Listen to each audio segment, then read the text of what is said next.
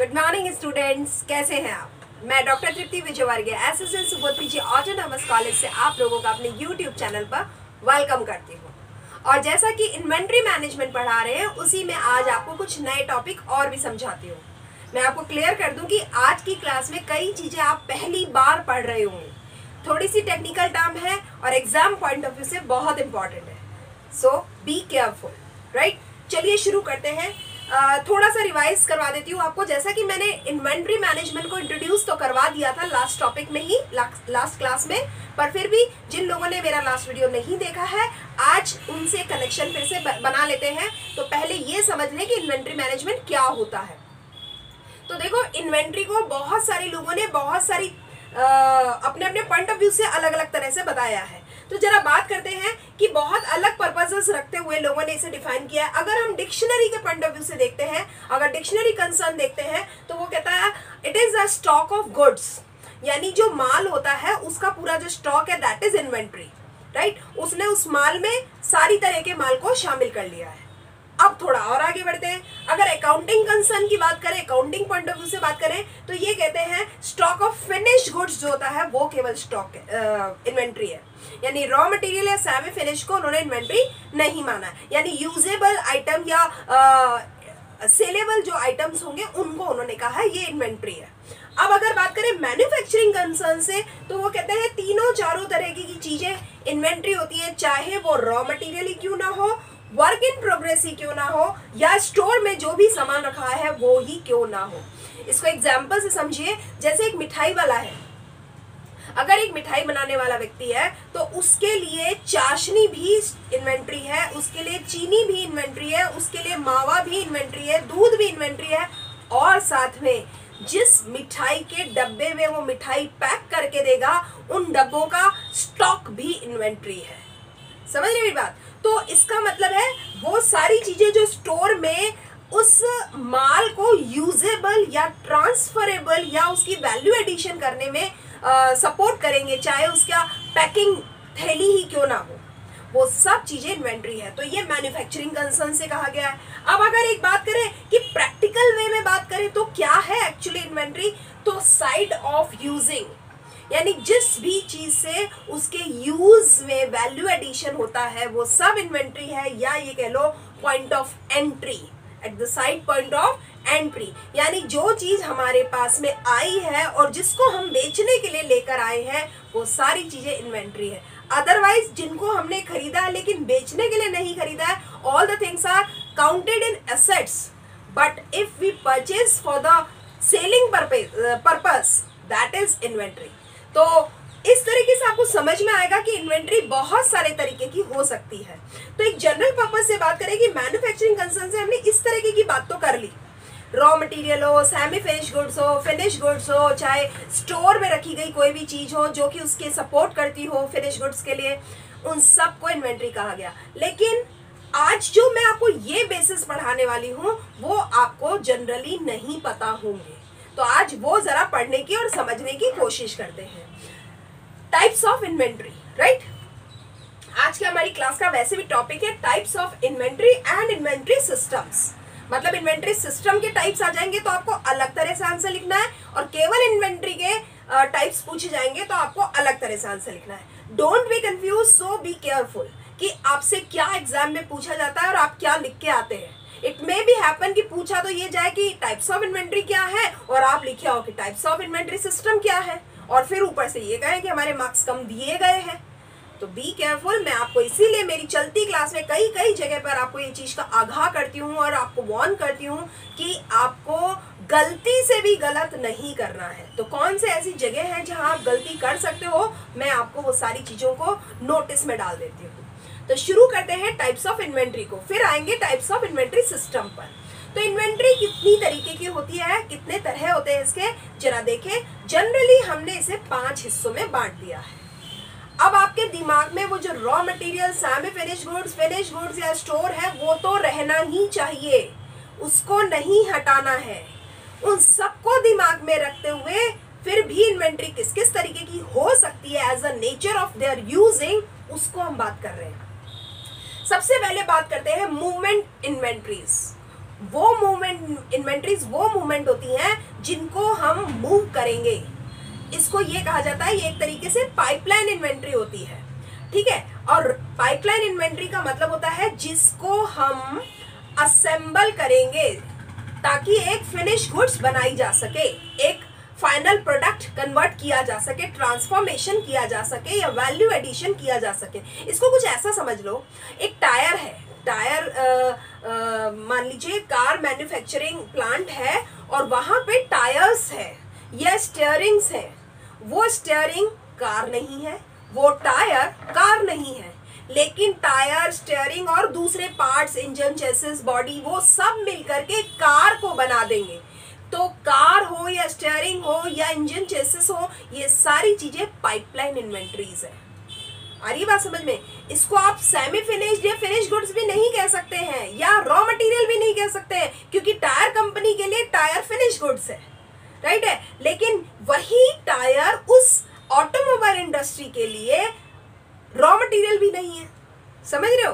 क्योंकि वो तो असेंबलिंग होने वाला है। रॉ मटेरियल का मतलब है आप उस चीज से बनाओगे, तो टायर नहीं बनाने वाले हो आप तो टायर को असेंबल करोगे, then you will give the frame of car.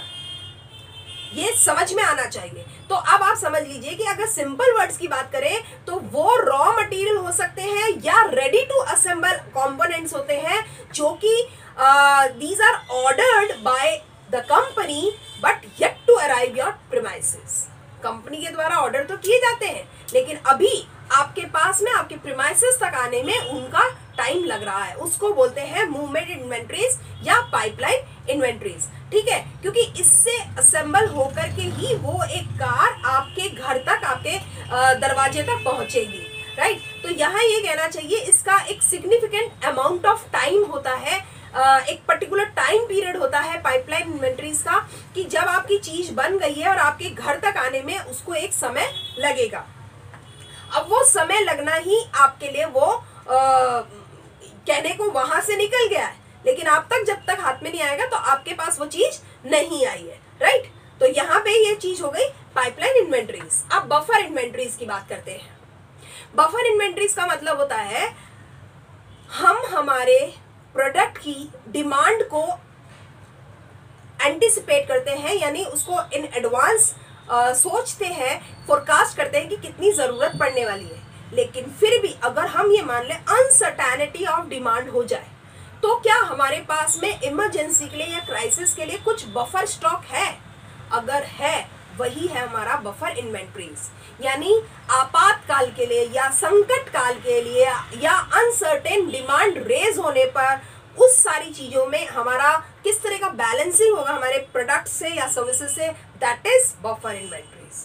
Clear है? जैसे एक सरकार भी अपने पास में बफर स्टॉक रखती है। आपने देखा होगा अनाज गोदामों में रखा जाता है कि इन एनी केस कहीं सूखा पड़ जाए, अकाल आ जाए, ड्रॉट हो जाए, तो वहां पर अनाज की जैसे सहायता करनी है तो वो किस तरीके से करेगी, तो उस अनाज को जब अनाज तैयार होता है उसमें खरीदी की जाती है सरकारी विभागों के द्वारा, ताकि कि बफर स्टॉक रखा जा सके। इसको बोलते हैं बफर इन्वेंट्रीज, जो कि अनसर्टेन डिमांड की पूर्ति के लिए रखी जा रही।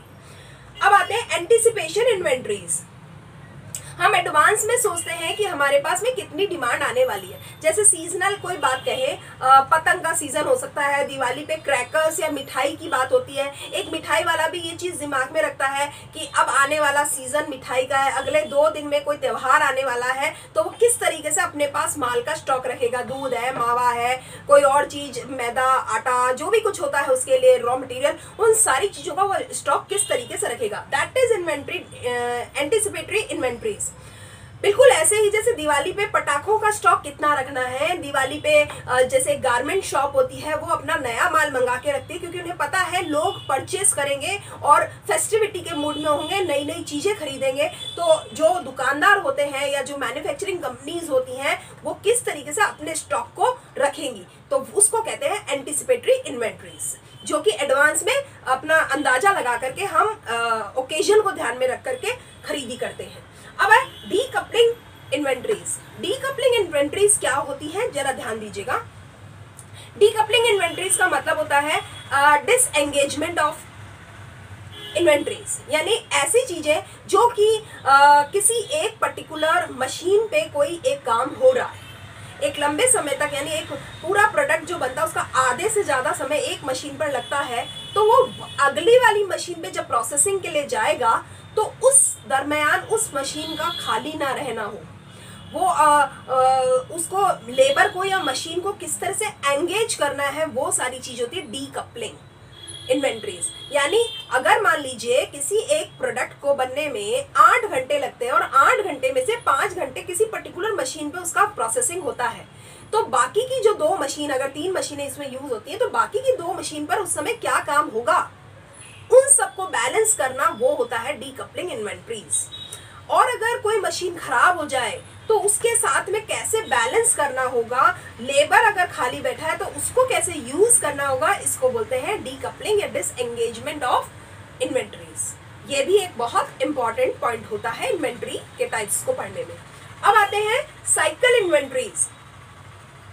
साइकिल इन्वेंट्रीज का मतलब होता है कि हम जब चीजों को खरीदते हैं तो हमारे दिमाग में हम एक एस्टिमेशन तो लेके चलते हैं कि हमें कितनी चीज की जरूरत पड़ने वाली है, लेकिन हम उतनी ही थोड़ी खरीदते हैं जितनी कि हमारे को अगली उसमें डिमांड रेज होने वाली है। हम उससे थोड़ा एक्स्ट्रा खरीदते हैं ताकि कि अगली डिमांड क्रिएट हो और अगली खरीद रॉ मटेरियल की हो, उससे पहले हमारे पास में कुछ रिजर्व फंड रहे।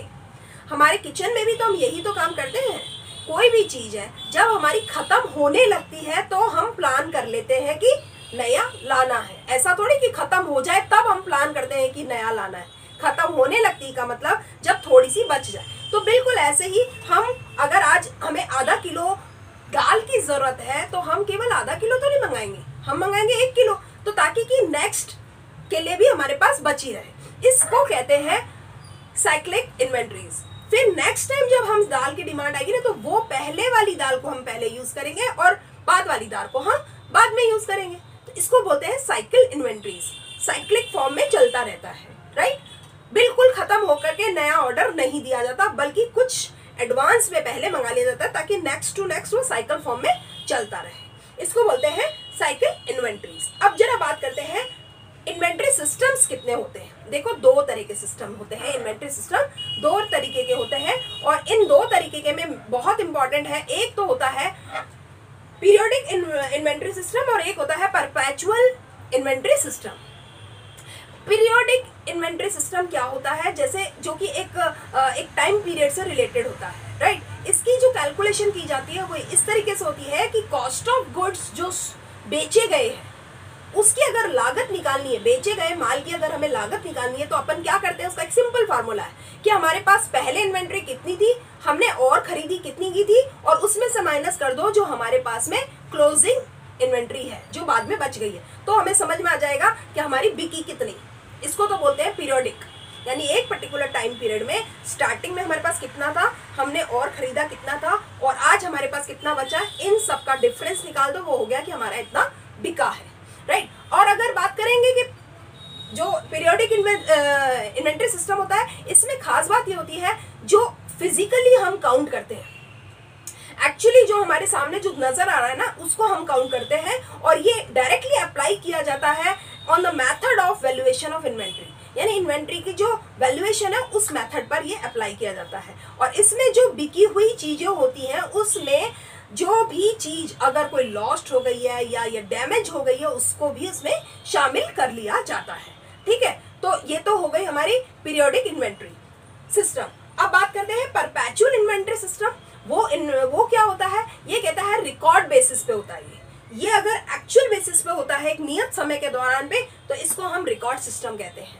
रिकॉर्ड सिस्टम ये कहता है, इसका मतलब ये होता है इसमें अगर हमें क्लोजिंग इन्वेंट्री निकालना हो, यानी एंड में हमारे पास चीज क्या रही वो निकालना है। इसमें तो हमने निकाला था हमारी चीज कितनी बिकी, एक पर्टिकुलर समय के दौरान हमारा सोल्ड आइटम कितना था, उसकी कॉस्ट क्या आई, तो हमने निकाल लिया पीरियोडिक इन्वेंट्री सिस्टम से।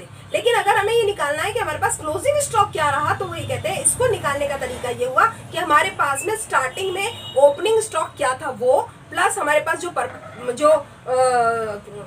परचेज किया वो, उसमें से जितना भी बिका उसको लेस कर दो, वो हमारे पास में हो गया कि हमारे पास ये क्लोजिंग स्टॉक है। तो ये तो रिकॉर्ड पॉइंट ऑफ व्यू से इंपॉर्टेंट होता है, और ये होता है एक्चुअल जो सेल किया गया है चीज है उस पॉइंट ऑफ व्यू से इंपॉर्टेंट होता है, एक पर्टिकुलर समय के लिए।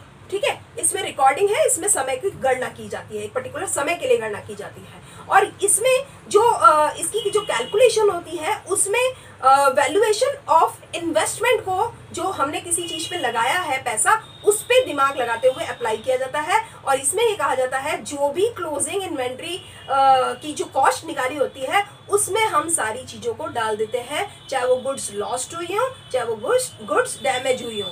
आप समझिएगा, हमने इसमें तो कहा है जो चीज खो गई है या खराब हो गई है उसको हमने सब क्लोजिंग स्टॉक में डाल दिया है, जबकि उसमें हमने बिकी हुई चीजों में डाला था कि हमने ये मान लिया कि ये चीज बिक गई, जो खो गई उसको भी मान लिया बिक गई, जो चीज टूट गई उसको भी मान लिया बिक गई। जबकि इसमें जो चीज बच गई उसमें हमने मान लिया यही तो, इसी में तो खोई भी शामिल है और इसी में ही खराब हुई भी शामिल है। इस तरीके से पीरियोडिक इन्वेंट्री सिस्टम का एक अपना अलग महत्व है और परपेचुअल इन्वेंट्री सिस्टम का एक अपना अलग महत्व है।